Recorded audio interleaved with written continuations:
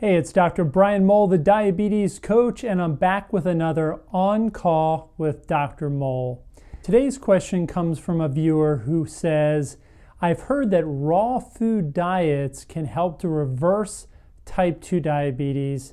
Is this true? Several years ago, there was a video, a DVD circulating called Simply Raw, which featured a retreat center out in Arizona run by Dr. Gabriel Cousens, who also wrote the book, There is a Cure for Diabetes.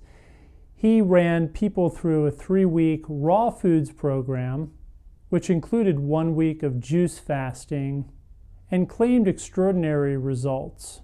And while I don't doubt that Dr. Cousens got great results with the people that came out to his retreat center and went through that intensive therapeutic treatment, for most people, a raw food diet just isn't realistic. It's way too extreme and really unnecessary. A PubMed research inquiry into raw food diets and diabetes really doesn't pull up anything.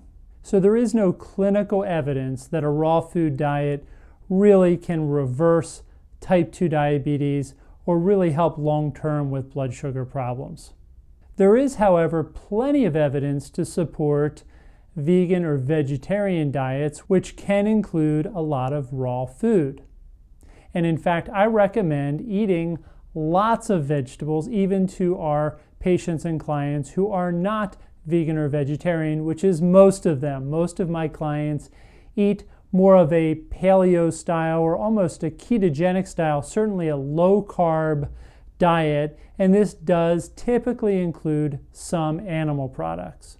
The research, though, clearly states that a higher degree of vegetables and less animal products seems to be favorable for type 2 diabetes. There's been a number of studies done looking at correlation between people who eat more plant-based diet and people who eat more of an animal-based diet. And the people who eat more of a plant-based diet seem to have less risk for type 2 diabetes. So what should we do? I recommend eating a lot of plants. In fact, I tell my clients, eat more vegetables than a vegetarian.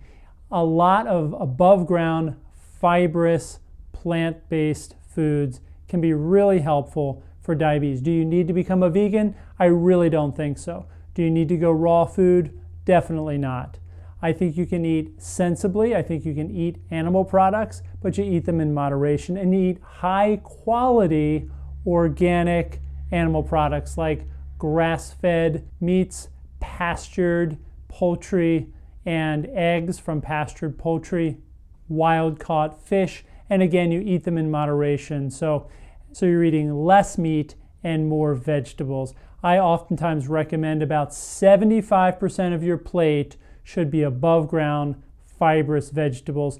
And I do recommend skipping the starchy vegetables like potatoes and limiting fruits as well as beans and legumes. And it's really best to completely avoid grains for most people.